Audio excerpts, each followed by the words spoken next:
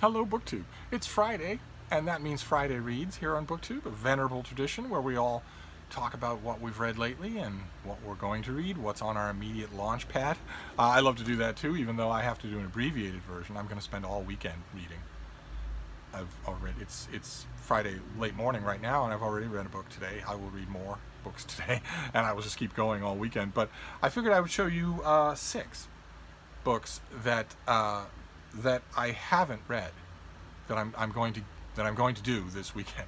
And as you like last time, I'll do 3 that are ebooks. I'm getting more and more ebooks all the time, obviously, since publishing houses are still shut down. People aren't going into the offices. Physical books aren't being sent out anywhere near as much as they were. So I'm still getting tons and tons of review copies, but they're all electronic now. And the first one that I want to show you is part of a series of romances. I've been following this series since I think book 2, and I went back and read book 1. Terrific. One of the things about romance novels, those of you who don't read them might not know, is that it's a fun thing in a romance novel for every character to have their own story. Almost invariably, if somebody writes a well-received, for instance, Regency romance or a modern Western or whatever, and there's a family, maybe 2 brothers and a sister or 2 sisters and something like that, the main plot line for that book will entail one of that family falling in love and settling down. But fans will invariably write in and say, well, we want the other stories. We want the stories of the other siblings. And this is an exaggerated case of that. This is a series called The Baileys. It's by Piper Rain, and the series is coming to an end. It's a big, boisterous family that is ruled over by a hilariously realized matriarch. And I think we're out of Baileys. I think we are. This is, I think, number 7. This is Secrets of the World's Worst Matchmaker. Can you make this out on the mini-me? Here, let's decrease the light. Oh no, increasing the light helped last time. God help us.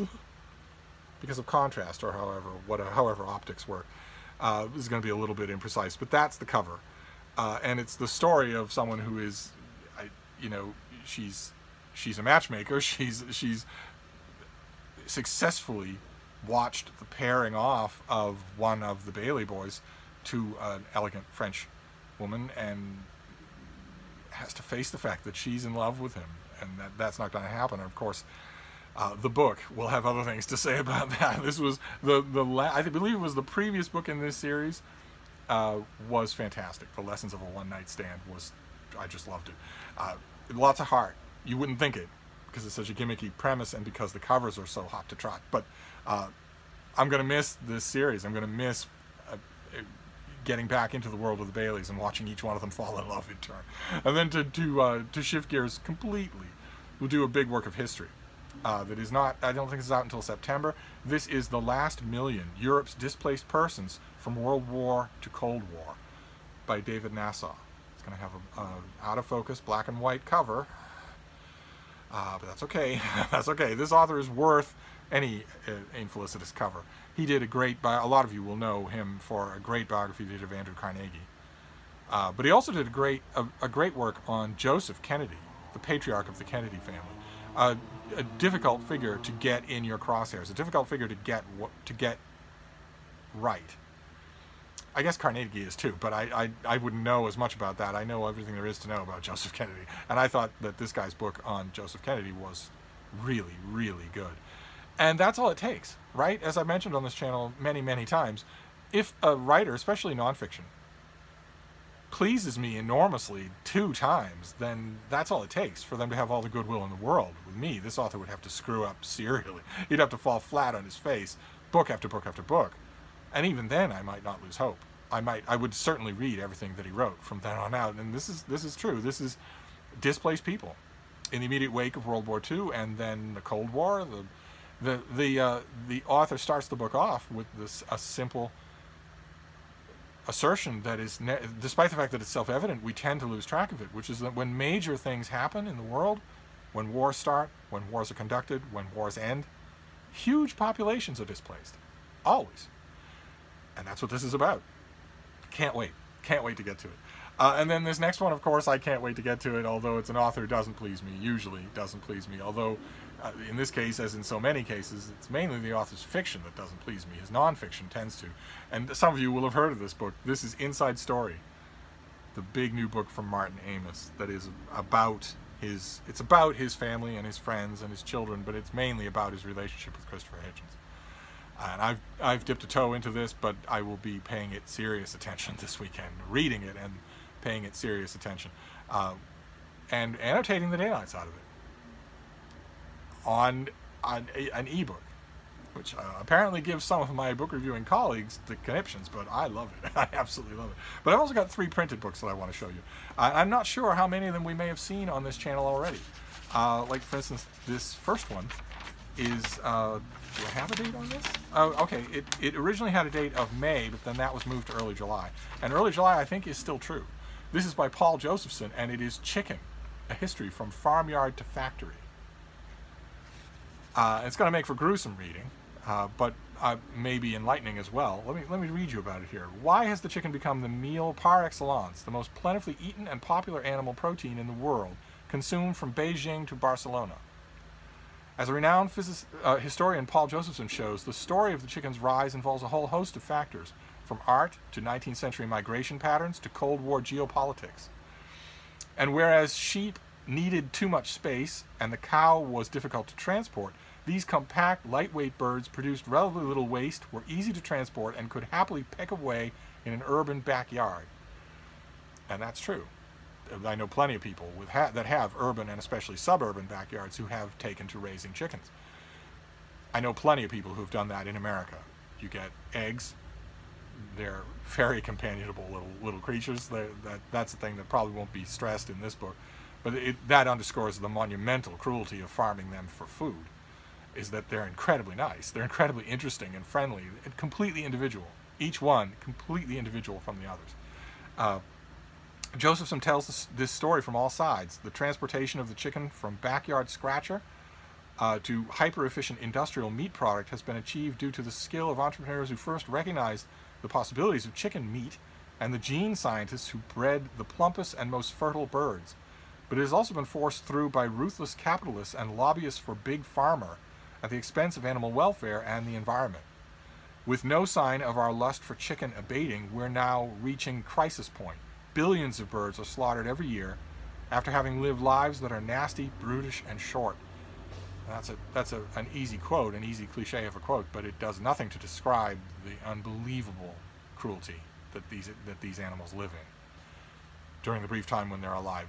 It's unbelievably cruel, out of its way to be cruel. The waste from these victims is polluting rivers and poisoning animals. We're now plunging egg first into environmental disaster. So we will see. We will see. That's a nice inviting tone, but it's a little bit on the light side. I'm hoping the author understands that, that's just a pub sheet. Probably the author could not possibly have examined this subject without knowing how non-light it is. It's extremely dark. If you eat chicken meat, you are eating cruelty. You are taking part. You are subsidizing mind-numbing cruelty on many, many levels. But anyway, it's going to be fascinating. I'm hoping that this book, I haven't dipped into it. The minute I saw that it wasn't May, I put a new date on it and put it on the right shelf instead. But I'm curious to know how much natural history will be involved here. I mean, it sounds like not. It sounds like the focus of the book will be on unnatural history, on the poultry industry. But I'm wondering if the author will talk at all about chickens as animals, as people. We'll see. We'll see. Then the next one is something we've seen on this channel before. This is, I believe, another July release. Oh no, August 4th is when the pub sheet says. And I have no reason to doubt that that is true. This is by Finola Austin. I believe it's her debut. Yeah,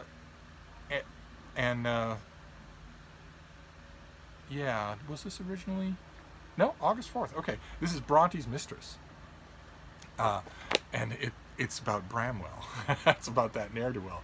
It's set in Yorkshire in 1843. Lydia Robinson, the mistress of Thorpe Green Hall, has lost her youngest daughter and her mother within the same year. Now, with her teenage daughters rebelling, her hateful mother-in-law breathing down her neck, and her marriage grown cold, Lydia finds herself yearning for something more. Change comes with the arrival of her son's tutor, Branwell Bronte, brother of of her daughter's governess, Anne Bronte, and those other writerly sisters, Charlotte and Emily.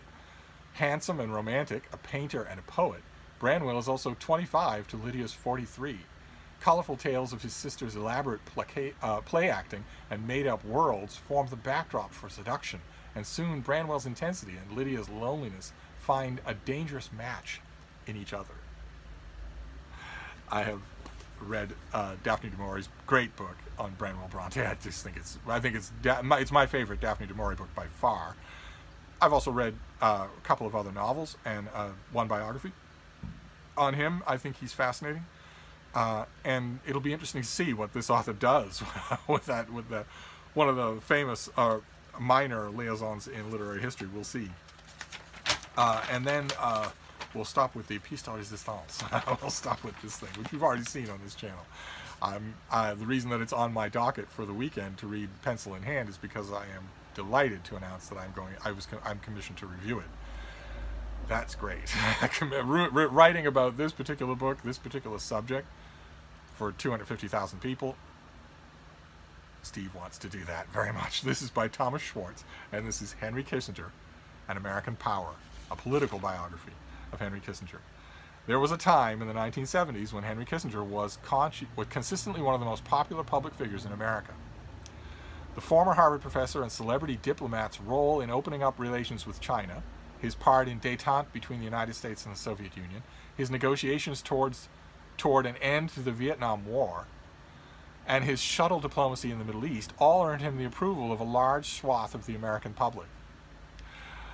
Of course, over time, Kissinger has also been a deeply controversial figure, the part that he played in the covert bombing of Cambodia, for instance. And his connections with the overthrow of the duly elected Allende government in Chile, in particular, have earned him the widespread opprobrium. The late Christopher Hitchens considered Kissinger a war criminal. Senator Bernie Sanders has called him, quote, one of the most destructive secretaries of state in the modern history of our country. And this book, by Vanderbilt historian Thomas Schwartz, takes an in-depth and even-keeled approach to Kissinger's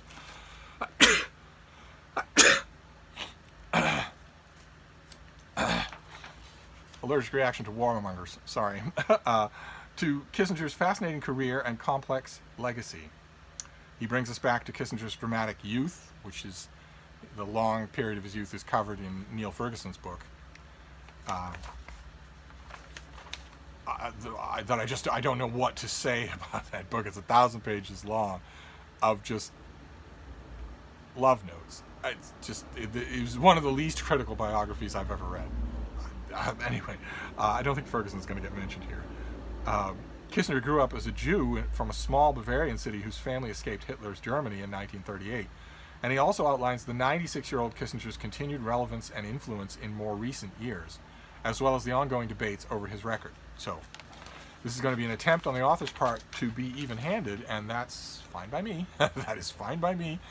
I will also attempt to be even-handed, but I went into Ferguson's book attempting to be even-handed and was outraged by what I read.